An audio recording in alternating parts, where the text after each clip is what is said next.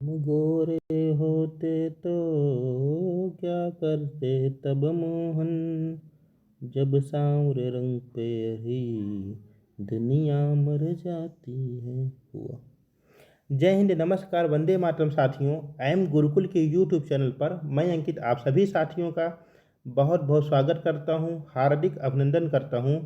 आपकी होली के त्यौहार की तैयारियों के बीच आज हम लोग हिंदी के very very most important question जो आपके प्रीवियस ईयर में पूछे गए हैं उनकी भी तैयारी करने वाले हैं। तो आइए शुरू करते हैं अपनी आज की वीडियो जो आप लोगों के लिए बहुत ही बेनिफिशियल होने वाली है।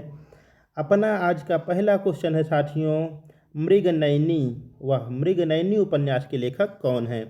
आपका ऑप्शन नंबर 1 है रांगे राघव, ऑप्शन नंबर बी है जयशंकर प्रसाद, ऑप्शन नंबर सी है वृंदावन लाल वर्मा, या ऑप्शन नंबर डी है भगवती चरण वर्मा। मृगनयनी, हिरन जैसी आंखों वाली। वाह, ठीक है। इसमें जो आपका सही जवाब हो जाएगा वह हो जाएगा ऑप्शन नंबर सी वृंदावन लाल वर्मा। ठीक है, चलते हैं अपने आज के अगले क्वेश्चन पर। और आपके स्क्रीन पर आज का अगला दमदार क्वेश्चन ये रहा, किस कवि का उपनाम उग्र है? जी हाँ, आपको बताना है कि निम्नलिखित में से ऐसे कौन से कवि हैं जिनको हम लोग उग्र उपनाम से जानते हैं। Option number A Rameshwar Dubey ji, option number B Pandey Bechain Sharma, option number C Naresh Mehta, option number D Agyeya. तो यहाँ पर जो आपका सही जवाब हो जाएगा ऑप्शन नंबर बी पांडे बेचन शर्मा जी। ठीक साथियों, चलते हैं अपने आज के अगले क्वेश्चन पर। और आज का अगला क्वेश्चन आपके स्क्रीन पर ये रहा, हिंदी साहित्य के किस युग को स्वर्णकाल कहा जाता है? Very very most important question जो आपके हिंदी साहित्य के इतिहास से संबंधित है। ऑप्शन नंबर ए है आपका आदिकाल, ऑप्शन नंबर बी है आपका भक्तिकाल, ऑप्शन नंबर सी है आपका रीतिकाल, ऑप्शन नंबर डी है आपका आधुनिक काल। तो देखिए, इसके काल विभाजन के संदर्भ में जिस काल में आपके जिस प्रकार के साहित्य की अधिकता रही उसी आधार पर इसका नामकरण कर दिया गया। आपका आदिकाल या इसी को कहते हैं वीर गाथा काल, इस काल में क्या था कि आपकी रासो साहित्य की आपको अधिकता मिलेगी देखने के लिए। पृथ्वीराज रासो, चंद्र बरदाई और ढेर सारी आपके रासो साहित्य रचे गए। आपका भक्ति काल, भक्ति काल इसका सही जवाब हो जाएगा ऑप्शन नंबर बी भक्ति काल। भक्ति काल को हिंदी साहित्य का स्वर्ण काल कहा जाता है।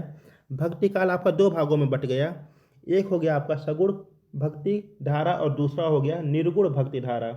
सगुण भक्ति धारा फिर आपका दो भाग में बट गया, पहला था आपका रामाश्रयी काव्य धारा और दूसरा था आपका कृष्णाश्रयी काव्य धारा। और इधर आपका निर्गुण भक्ति काव्य ये भी दो भाग में बट गया, आपका एक था ज्ञान मार्गी और दूसरा था प्रेम मार्गी। प्रेम मार्गी के आपके कौन थे? मलिक मोहम्मद जायसी जी। ठीक है, आगे चलते हैं अपने आज के अगले क्वेश्चन पर। और आज का दमदार क्वेश्चन आपके सामने ये रहा स्क्रीन पर, चंद्रोदय में कौन सी संधि है?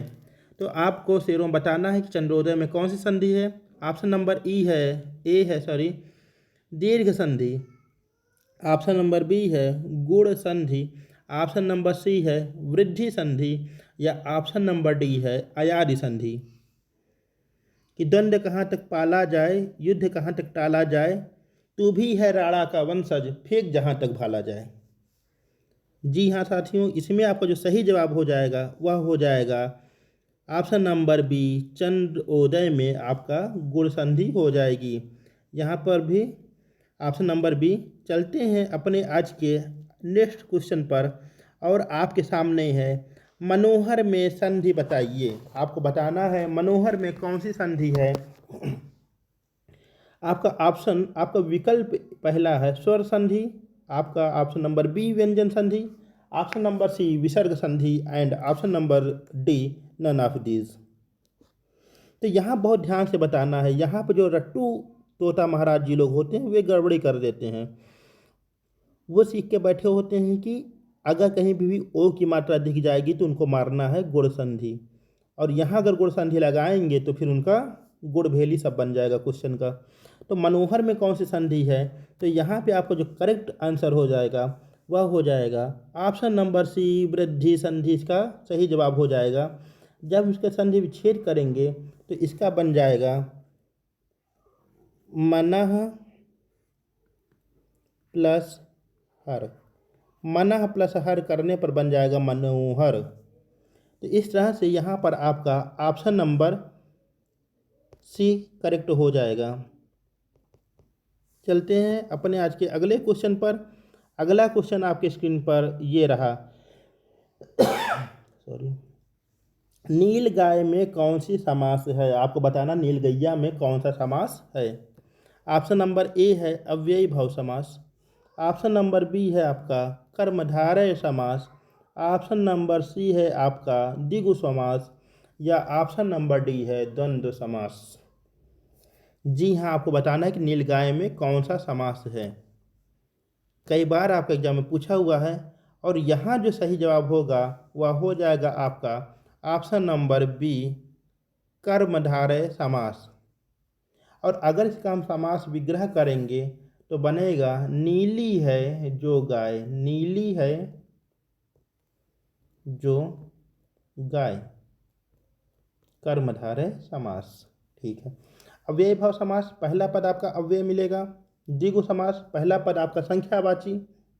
द्वंद्व समास, जहाँ पर आपका दोनों ही पद समानता रखते हैं वहाँ पर आपके द्वंद्व समास, जैसे माता पिता। अधिकांश देखेंगे तो आपको विपरीतार्थक शब्द मिलेंगे। आगे चलते हैं अपने आज के अगले क्वेश्चन पर। अगला क्वेश्चन कह रहा है आपका, सॉरी, अगला क्वेश्चन है मीनाक्षी में कौन सा समास है। आपको बताना है मीनाक्षी में कौन सा समास है। मीनाक्षी में आपको समास बताना है। पहला आपका विकल्प है तत्पुरुष समास। दूसरा है कर्मधारय समास। ऑप्शन नंबर सी है बहुब्रीहि समास या ऑप्शन नंबर डी है आपका द्विगु समास। तो आपको साथियों बताना है मीनाक्षी में कौन सा समास है। तो इसका जो आपका करेक्ट आंसर हो जाएगा वह हो जाएगा आपका ऑप्शन नंबर सी बहुब्रीहि समास इसका राइट आंसर हो जाएगा। क्योंकि इसका जब हम समास विग्रह करेंगे तो बनेगा कि मीन मतलब क्या, मछली। और मछली जैसी आँखें हैं जिसकी, और किसकी मछली जैसी आँखें हैं, तो ये माँ दुर्गा के लिए शब्द प्रयोग किया जाता है। तो यह बहुब्रीहि समास हो जाएगा जब दो पद मिलकर किसी तीसरे पद की ओर संकेत करने लगते हैं मेरे भाइयों, तो वहाँ पर बहुब्रीहि समास होता है। चलते हैं अपने आज के अगले क्वेश्चन पर। अगला क्वेश्चन क्या कह रहा है, मात्रा की दृष्टि से दोहा का विपरीत कौन सा छंद होता है। आपको बताना है कि मात्रा की दृष्टि से दोहा का विपरीत कौन सा छंद होता है। इसके साथ ही साथ अगर आप लोगों को वीडियो पसंद आ रही है और अच्छी लग रही है तो इसे आप लोग चैनल को अवश्य सब्सक्राइब करिएगा, अधिक से अधिक इसको शेयर करिएगा और चैनल पर अपना विश्वास बनाए रखिएगा। आगे इसमें विकल्प 1 है आपका रोला और विकल्प 2 है आपका चौपाई, विकल्प 3 है आपका सोरठा या विकल्प 4 है आपका सवैया। तो मेरे भाइयों बताना है आपको कि मात्रा की दृष्टि से दोहा का विपरीत कौन सा छंद होता है। तो यहाँ जो सही हो जाएगा वह हो जाएगा आपका सही ऑप्शन नंबर सी मीन्स सोरठा। अगर दोहा की ही बात करते हैं तो दोहा के पहले और तीसरे चरण में आपकी 13 मात्राएं होती हैं, जबकि दूसरे और चौथे चरण में 11 मात्राएं होती हैं। 11 मात्राएं होती हैं। लेकिन अगर सोरठा की बात करते हैं तो सोरठा का पहला पद और तीसरा पद इसमें आपके 11 मात्रा देखने को मिलेंगी और दूसरे और चौथे पद में आपके 13 मात्राएं देखने को मिलती हैं। चलते हैं अपने आज के अगले क्वेश्चन पर। और अगला क्वेश्चन आपका कह रहा है नदी किस प्रकार की संज्ञा है। ऑप्शन नंबर ए है आपका व्यक्तिवाचक संज्ञा, ऑप्शन नंबर बी है भाववाचक संज्ञा, ऑप्शन नंबर सी है समूहवाचक संज्ञा या ऑप्शन नंबर डी है आपकी जातिवाचक संज्ञा। तो यहाँ पर जो आपका सही जवाब बन जाएगा साथियों वह बन जाएगा आपका ऑप्शन नंबर डी जातिवाचक संज्ञा। अभी अगर यही पर्टिकुलर किसी एक नदी का नाम दे देता कि गंगा किस प्रकार की संज्ञा है या यमुना किस प्रकार की संज्ञा है, तो कौन सी हो जाती है आपकी व्यक्तिवाचक संज्ञा हो जाती।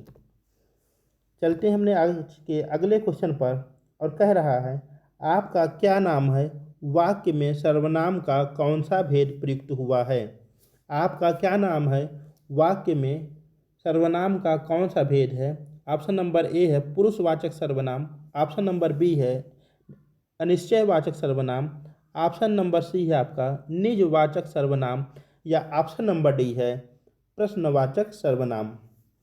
तो यहाँ पर मेरे भाइयों, मेरे साथियों, मेरे प्यारे प्यारे भाइयों, यहाँ पर आपका सही जवाब हो जाएगा ऑप्शन नंबर डी, यानी क्या प्रश्नवाचक सर्वनाम।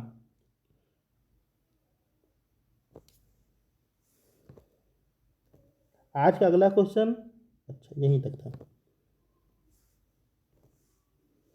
इसका सही जवाब हो जाएगा आपका क्या प्रश्नवाचक सर्वनाम।